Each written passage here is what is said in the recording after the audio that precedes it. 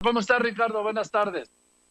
Joaquín, buenas tardes. Estamos, bueno, en el confinamiento con las medidas sanitarias, ya sabes tú, pero bien, gracias a Dios, en términos generales, cuidándonos, alejándonos lo que más podamos de este COVID inesperado y terrible que está generando desastre en el mundo, y México no es la excepción. Así es de que te saludo con afecto. Sé que también te estás cuidando tú.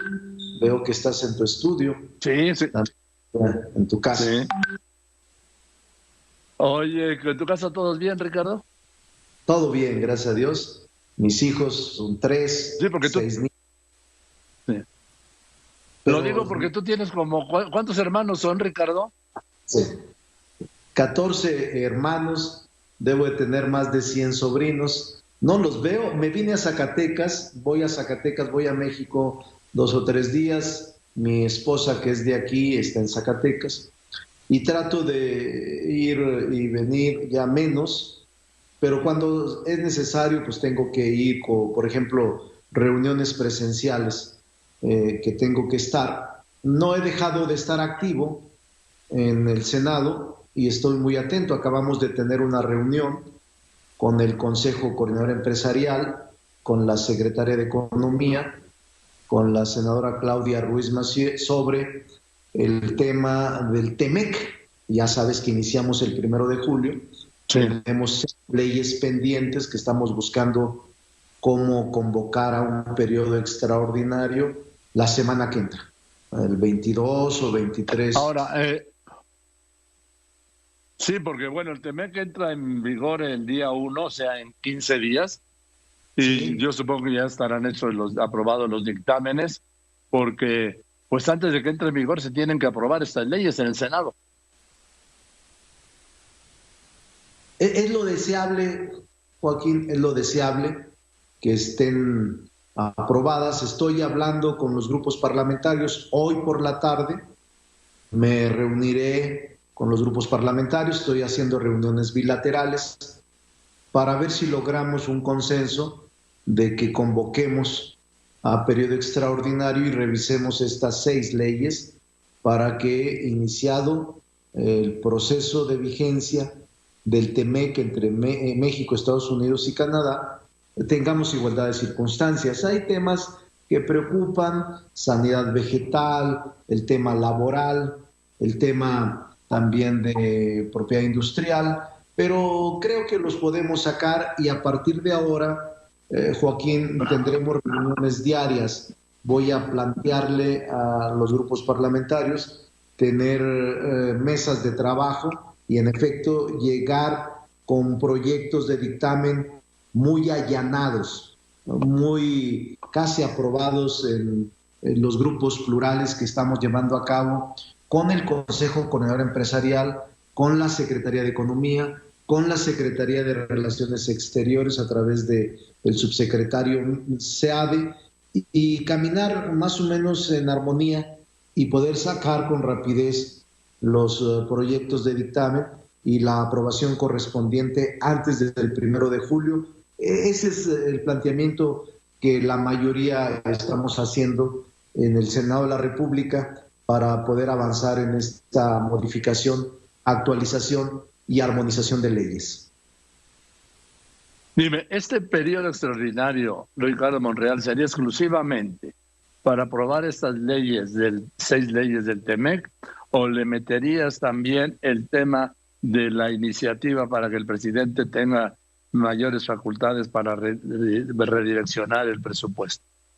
Mira, no hemos tratado ese tema, Joaquín, pero te puedo decir que hay más de 30 instrumentos jurídicos pendientes de resolución, de dictamen. Entre otros, este que tú señalas, que es la ley de responsabilidad hacendaria, la ley de presupuesto y responsabilidad hacendaria. Pero también está, recuérdalo, Joaquín, la ley que suprime desaparece los fideicomisos del ámbito público, y también hay iniciativas constitucionales pendientes e incluso nombramientos que se quedaron sub iudice porque llegó la pandemia. Entonces tenemos más de 30 instrumentos, iniciativas, dictámenes incluso ya para votarse. El otro es el uso lúdico de la marihuana o la despenalización del uso de la marihuana, que tenemos un mandato legal dado que la Corte nos instó para resolverlo antes de abril del año pasado. Ya vamos aunque se amplió el plazo con lo del COVID también, el fuero constitucional del que el presidente ha insistido se suprima para el presidente de la República, y así hay una serie de reformas en materia legal y en materia constitucional que están pendientes de aprobación en las dos cámaras, dependiendo si es mayoría calificada o mayoría simple, según la reforma que está planteada. Ahora, Ricardo, vi que hiciste, bueno, pues sí, tú hiciste un operativo para jalarte a un senador del Partido Verde al bloque de Morena, a Morena mejor dicho, para tener el voto 25 de la comisión permanente y poder construir una mayoría calificada. Esta es una pregunta muy importante, Joaquín. Muy importante, porque yo creo que ha habido una confusión respecto del propósito. Mira, José Ramón Enríquez era senador por Movimiento Ciudadano. Y José Ramón Enríquez... Con Movimiento, eso sí. Desde hace semanas había planteado la posibilidad de incorporarse al grupo de Morena. No estamos alentando el tener la mayoría calificada en la comisión permanente, Joaquín. De lo contrario, no estaría haciendo el esfuerzo de una gran convocatoria, de un consenso amplio. Porque además, en el caso de José Ramón Enríquez, el grupo parlamentario de Movimiento Ciudadano le asiste el derecho de cambiarlo y de cambiarlo de propietario sustituto.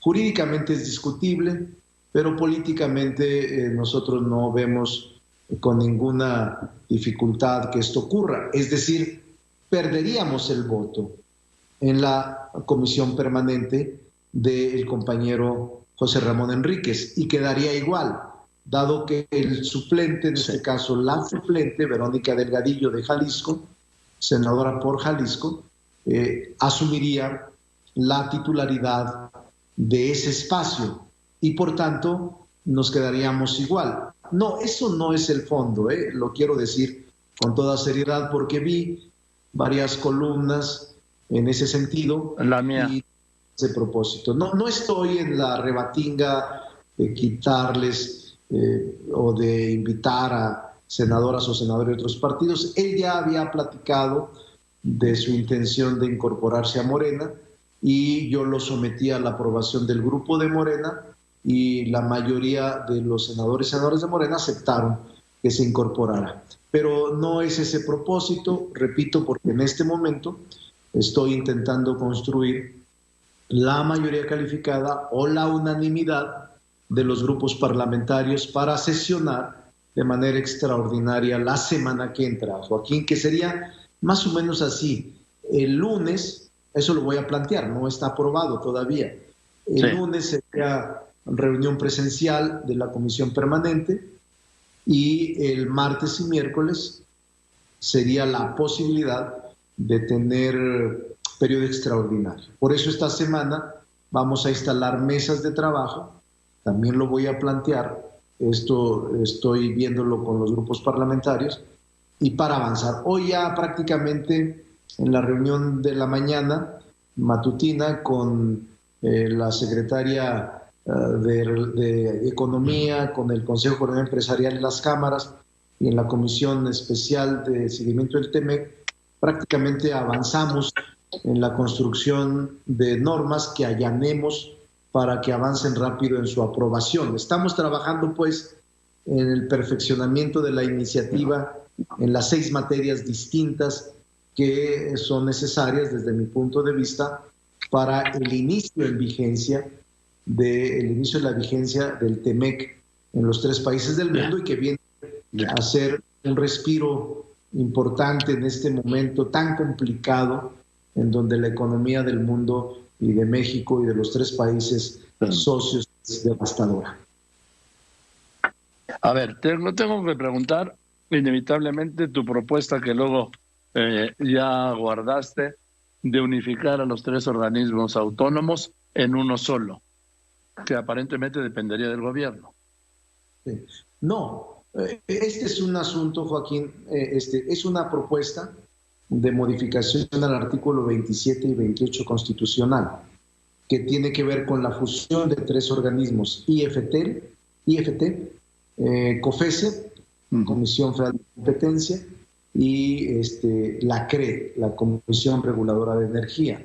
3 unificadas en uno solo, en un Instituto de Mercado y Competencia, que sería quien se encargara de las funciones que actualmente realizan los 3 órganos autónomos, pero no perdería autonomía constitucional, no sería del Ejecutivo y no sería con el ánimo de generar mayor poder al Ejecutivo ni a ninguno de los poderes. Sin embargo, Joaquín, percibo, y lo digo con toda honradez, toda honestidad, que hay puntos de vista distintos de la inoportunidad del planteamiento y la presentación de la iniciativa.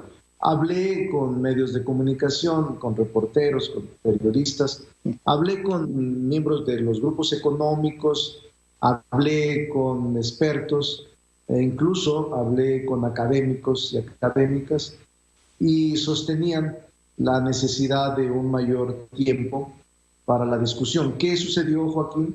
Retiré. Prácticamente es el efecto que se genera, que se pospone, simplemente no se presenta y no se da trámite, se detiene la iniciativa y se tiene por no presentada, por lo que pues, no hay nada en el proceso formal, sino hasta que lo enriquezca. Y yo he dicho, Joaquín, que quizá no sea el mejor momento para no polarizar, vaya, la palabra pero más, pues, no profundizar la división. Y no hay, no habrá una intención más allá de eso, de decir, le quitamos el poder a los autónomos y se los damos al Ejecutivo. Vamos a poner gente de la 4T, de la 4T y vamos a hacer lo que queramos nosotros. No hay nada de eso, ni de soportar en un proceso autoritario toda esta fusión. Sí es una discusión, Joaquín, que se tiene que dar. Para mí, la Comisión Federal de Competencia tiene vacíos en la regulación antimonopolios y ha permitido la presencia de actividades económicas preponderantes. Pero es un tema aparte. O sea, sí creo que la COFECE debería tener mayor fortaleza, mayor fuerza, pero también mayor contundencia en las medidas dictadas antimonopolios de competencia. Pero es otro tema. Por el momento, he dicho, hay que esperar un mejor momento, porque el que reconsideres, Joaquín, al menos así soy yo, no te desmerece. Si generas un boomerang de opiniones negativas y estimulas más división, más polarización, no vale la pena. Incluso pudiéramos sacar la reforma constitucional. ¿Y para qué? Si tienes un sector lastimado, inconforme, desconfiado, escéptico y profundizas más. Por eso, como no hay ningún otro interés más que el del beneficio a la sociedad, a México, a la patria, lo tuve por no presentado. Que en términos parlamentarios, Joaquín, es la no presentación, no hay nada, pues. Es simplemente un intento de haber presentado una iniciativa que la tengo ahí, que la voy a enriquecer y que voy a consultar con más sectores para poderla... No está abandonado, pues, el propósito, pero sí está pospuesto por el momento. Bien. Oye, Ricardo, me tengo que poner un corte. ¿Me esperas un momentito que pase el corte? Porque te quiero preguntar también de la propuesta de bajar el IVA del 16 al 10%. Te quiero preguntar de la crisis de Morena Te quiero preguntar ¿qué opinas de que están conmigo, están contra mí, están con la 4T o están a favor? Y esto de los gobernadores panistas, ¿sí me aguantas un momentito? Te aguanto con mucho gusto. Te pregunto, ¿tienes algún punto de vista sobre esa propuesta que se ha manejado, porque no se ha presentado formalmente, de reducir al IVA del 16 al 10%, lo que yo de plano te adelanto que veo imposible en un gobierno que va a necesitar más ingresos? Pregúntele. Joaquín, yo te diría sí, que es una propuesta de un senador de Morena, de Chiapas, el senador Eduardo Ramírez. Aquí se presentan cada periodo de sesiones miles de propuestas, iniciativas, porque esa es la facultad principal, elemental, diría fundamental de los legisladores. Yo no estoy de acuerdo con ella, lo digo aunque sea un compañero de mi bancada, que además yo lo estimo, lo respeto, es un muy buen legislador. Eduardo Ramírez es un agente de primera, es el presidente de la Comisión de Puntos Constitucionales, pero yo no puedo estar de acuerdo. Yo coincido más con la progresividad fiscal. Hay un libro ahora reciente que lo recomiendo de Tomás Piketty sobre ideología y capital, donde explica el tema de los impuestos, de los ingresos y de la desigualdad. México, frente a este problema tan grave, Joaquín, México va a requerir de ingresos.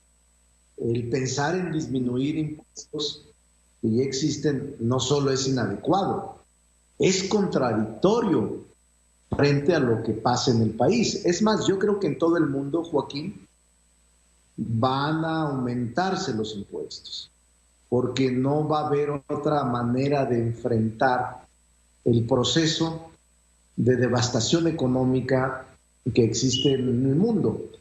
Y yo coincido con la progresividad fiscal, es decir, que pague más el que más tiene y que todos contribuyan con el fisco, por lo que de manera puntual te digo contundentemente que yo no estoy de acuerdo con esa iniciativa del senador Eduardo Ramírez, pero que él tiene el derecho a presentarla y como dijo Voltaire, puedo no estar de acuerdo contigo, pero daría mi vida para que lo digas o para que tengas la libertad de hacerlo. En este caso, de presentarla, porque ese es su trabajo y esa es la principal característica de un legislador. Estoy de acuerdo con tu derecho, aunque no estoy de acuerdo con el contenido de tu derecho. Con lo que dices. Ahora, sí, Ricardo, la crisis en Morena. Morena es un desastre. Me recuerda a mí al PRD en sus peores momentos, con grupos, cuando no pueden elegir una directiva, cuando todavía tenían que haber elegido al presidente o presidenta de Morena en noviembre del 18. Estamos en junio del 20 y apunta para no sé cuándo. Hay divisiones, hay acusaciones, hay tribus, hay grupos. No lo veo como un partido a Morena, lo sigo viendo como un movimiento. Sí, Joaquín, mira, ha sido muy difícil, debo de reconocerlo. La presencia de un líder tan fuerte, tan carismático, sí, como es Andrés Manuel López Obrador, y su ausencia una vez que triunfó el movimiento en julio del 2018, prácticamente abrupta, su salida abrupta de ser el conductor de este movimiento, genera un problema de estrujamiento social y de confusión política al interior de Morena, porque todos estábamos acostumbrados, Joaquín, lo digo con toda seriedad, ni estoy inventando el hilo negro, ni estoy ocultando lo que pasa. Lo de menos le diría, no, estamos muy bien, todos nos amamos y todos estamos en el proceso de la perfección de la conducción política. No es así. La ausencia del presidente de la República, de toda vida partidista, sí ha generado un cisma. Y hemos tenido dificultades para elegir al nuevo presidente o presidenta de Morena. Ahora hay un presidente interino, una gente esforzada, notable, conciliador, una gente para mí muy buen dirigente, Ramírez Cuellar, pero no se ha resuelto el problema interno de Morena porque él está de provisional con un plazo que el Tribunal Electoral le fijó para la renovación del Comité Nacional y de los estados, porque has de saber, Joaquín, que en los estados ocurre enteramente igual. En las entidades federativas siguen los mismos dirigentes de hace 5 o 6 años. No se han renovado y hay conflictos en la mayor parte de ellos.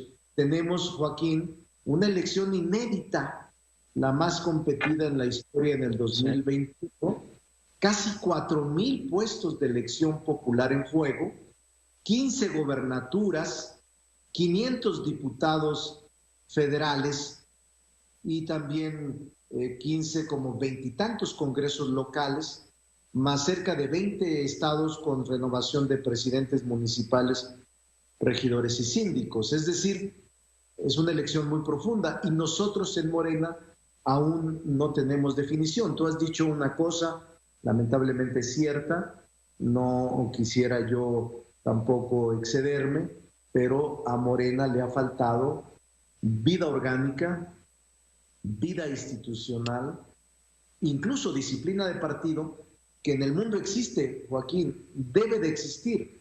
Pero yo creo que pronto nos reuniremos. A mí yo he estado alejado de Morena, muy alejado, pero sé que se van a reunir pronto los dirigentes para buscar una salida institucional, porque estamos a menos de un año de la elección, Joaquín, y en septiembre inicia de renovación del Congreso, el proceso electoral del INE y los procesos electorales de los estados para renovar ejecutivo local también iniciarán, y ya no puede haber movimientos de acuerdo con la ley, ni internos, ni tampoco de dirección política, ni de legislación de los estados o la federal. Es decir, estamos en un grave problema, Joaquín.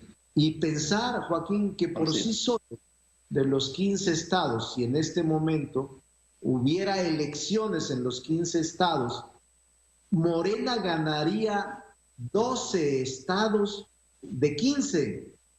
Es decir, la situación no puede ser más caótica. Un partido con una mayoría ciudadana favorable y con una vida interna deplorable. Pero yo confío en que la inteligencia, la ecuanimidad, la ponderación, la conciliación de todos los que pertenecemos a Morena se imponga y pueda generarse una red en los próximos días. A ver, por último, Ricardo Monreal, dime, el presidente ha dicho, ¿están con la 4T o están contra la 4T? ¿O están conmigo o están contra mí? En lo que yo difiero, porque no deja espacio para la diversidad, para el debate de las ideas, para el derecho a diferir, para la crítica, para el sano, una sana discusión. O estás conmigo o estás contra mí, no hay más. Y esto yo lo veo muy dirigido al 2022, que es la consulta del referéndum, que va a ser eso. El referéndum es o estás conmigo o estás contra mí. Sí. Yo te diría, Joaquín, en este tema, y vaya, tengo mi opinión, me parece que lo que el presidente de la República ha señalado es el tema de una definición política frente a la renovación del 21 y frente a la renovación del 22. Yo no comparto mucho la fatalidad, Joaquín. Creo que hay entes, incluso ciudadanos, que sí se mantienen al margen o se ubican al centro y no están en contra del presidente, pero tampoco están totalmente en favor, es decir, ubicados en el centro, lo único que les interesa y les preocupa es que el país avance, que haya libertad, que haya seguridad, que no haya autoritarismo, que haya democracia. Y hay muchos sectores y actores de la vida pública, privada, académica, que incluso, Joaquín, no participan en la vida pública política del país, es decir, no participan en las elecciones, no les interesan las elecciones, se abstienen al momento de votar. Entonces sí hay una neutralidad política y un centro ideológico del que no quieren comprometerse y tampoco quieren verse obligados a estar en favor o a estar en contra. Creo que los que están en contra del presidente están muy definidos y además es parte de la vida democrática y yo diría, es hasta natural. Y los que están en favor del presidente tienen una base social que lo han seguido siempre y que no lo van a dejar de seguir. Ahora, yo sí creo, Joaquín, y vaya, soy de izquierda, soy de Morena, pero siento que si no nos aplicamos con congruencia y con el cumplimiento de compromisos a los que nos comprometimos en el proceso electoral pasado, estamos en riesgo en la Cámara de Diputados.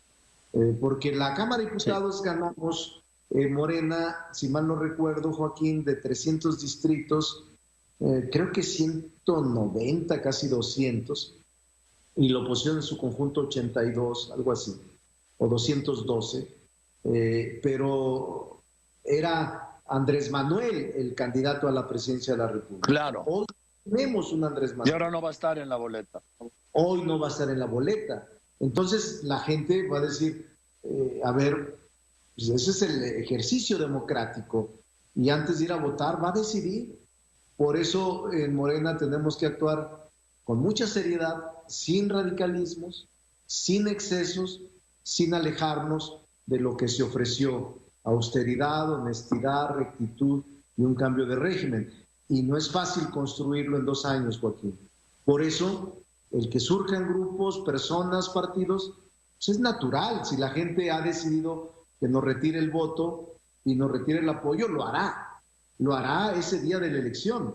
Y habrá quien diga, pues yo no voy a participar, y habrá quien diga, yo voy a seguir apoyando a la 4T, pero nadie tiene asegurado el triunfo el próximo año. Desearía decir que vamos a ganar todo, no lo quiero decir, no puedo decirlo, porque es parte de la democracia que se está construyendo en la nación.